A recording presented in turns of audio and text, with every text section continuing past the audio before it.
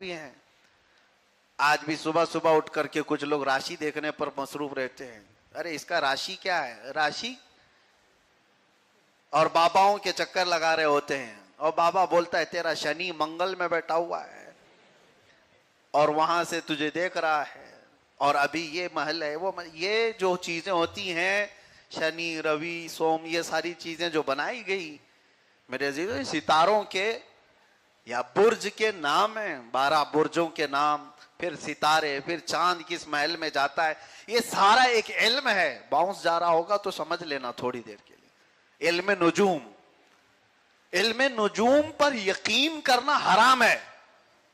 اٹکل پچھو مارے جاتے ہیں اس میں، لیکن کچھ باتیں قریب حد تک بتا دی جاتی ہیں. پہلے کے جو نجومی ہوتے تھے وہ اتنی اوتھینٹک چیزیں بتا دیتے تھے کہ آدمی پاگل ہو جائے. تیرے گھر میں لڑکا پیدا ہوگا، ایسا ہوگا ویسا ہوگا، ساری چیزیں نجومی بتاتے تھے. بادشاہ لوگ تو ایسے نجومیوں کو پالتے تھے. آج کے نجومی یہ تو کچھ نہیں، یہ لکڑ بگے، ان کے پاس کچھ بچا نہیں ہے. بس جو فضلہ پہلے والوں کا بچا تھا وہی کھاتے ہیں، باقی یہ ماہر نہیں آج کے لوگ بھی. پہلے کے نجومی بڑے ماہر تھے. بارش کے اوقات ان کو معلوم ہوتے، کس جگہ پر دھوپ ہو رہی ہے یا چھاؤں ہونے والی ہے، ٹھنڈی کتنے دن ہونے والی. علم نجوم سے بتا دیا جاتا تھا کہ یہ چیزیں ہونے والی. ایک مولانا صاحب آئے تھے جو علم نجوم میں ماہر تھے، اعلی حضرت کے پاس آئے. اعلی حضرت ایسی تفریح کرتے ہوئے مذاقاً ان سے پوچھتے ہیں مولانا بتائیے تو صحیح بریلی میں بارش کب ہونے والی ہے؟ کہا کہ سچ پوچھ رہے ہیں آپ؟ کا ہاں ہاں بتا دیجئے کب ہونے والی ہے.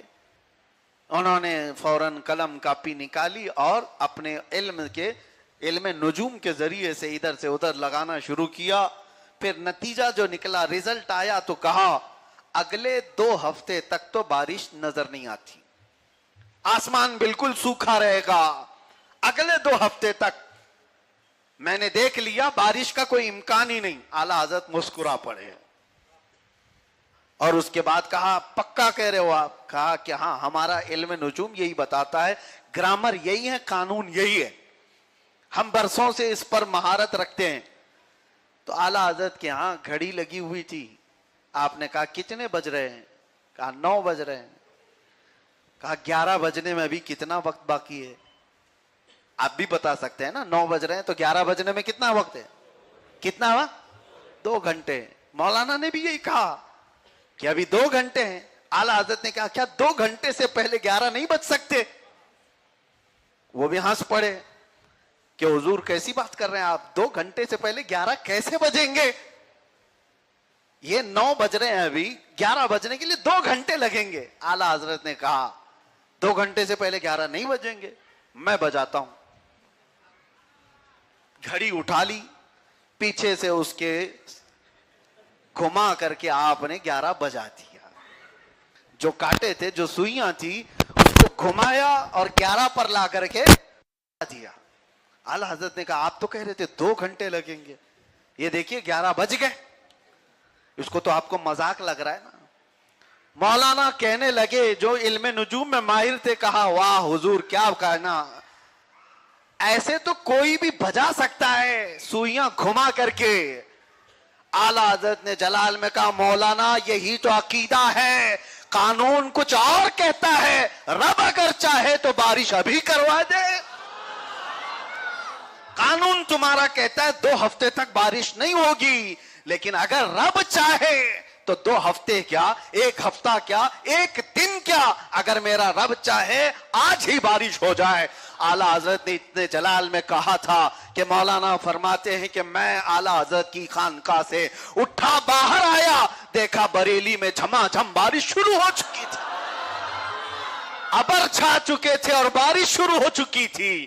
گفتہ خدا بوت گرچہ حلقوں میں، عبداللہ بوت فارسی میں کہا گیا ہے کچھ بندے ایسے ہوتے ہیں ان کا کہا اللہ کا کہا ہوتا ہے، وہ جو کہتے ہیں اللہ اس کو پورا کر دیتا ہے. عزیزان گرامی وقار، یہ توکل اور یقین کا اعلیٰ درجہ تھا. تمہارا قانون کچھ اور کہتا ہے. ہاں بچے پیدا ہونے کے لیے 9 مہینے ہی لگیں گے، قانون ہے, اسباب اس طرح بنائے گئے ہیں, لیکن رب اگر چاہے, اللہ اگر چاہے تو 9 مہینے کیا صبح حمل ہو اور شام میں بچہ ہو, اور ہوا. اس سے یہ ایسے نہیں ہے کہ کہہ دیا گیا ہے. آدم علیہ السلام کے ہاں جو اولاد ہوا کرتی تھی, ان کے حمل کے دن 9 مہینے نہیں ہوتے تھے, 9 مہینے نہیں. حضرت عیسیٰ علیہ السلام کی ولادت دیکھیں. دنیا کا قانون تو یہ ہے کہ بچہ پیدا ہونے کے لیے باپ اور ماں کا ملنا ضروری ہے, لیکن رب اگر چاہے تو بغیر باپ کے بھی صرف مریم سے عیسیٰ کو پیدا کرتا ہے. اور یہ تو قانون سمجھ میں بھی آ جائے, کسی کی عقل میں بھی آ جائے, لیکن اگر اللہ چاہے باپ بھی نہیں ماں بھی نہیں پھر بھی پیدا کر دے کسی زندہ کو. جانتے ہو کیسے؟ صرف اور صرف ایک پتھر سے. ایک پتھر سے حضرت صالح علیہ السلام نے عرض کیا اللہ کی بارگاہ میں کہ مولا میری اس امت کو کوئی ایسی چیز دکھا دے کہ تیری قدرت پر انہیں یقین ہو. آپ کو حکم ہوا کہ اس پتھر پر ہاتھ رکھیں. ایک پہاڑ کے پتھر پر آپ نے ہاتھ رکھا تو اس سے ایک اونٹنی کا بچہ پیدا ہوا. تاریخ آپ کو پتا ہے, جس اونٹنی کا ذکر قرآن پاک میں بھی آیا ہے, قرآن پاک میں بھی آیا. اللہ اگر چاہے تو کسی ایسی چیز سے پیدا کر دے. بہرحال اعلیٰ حضرت نے یہ توکل اور یقین سکھایا تھا.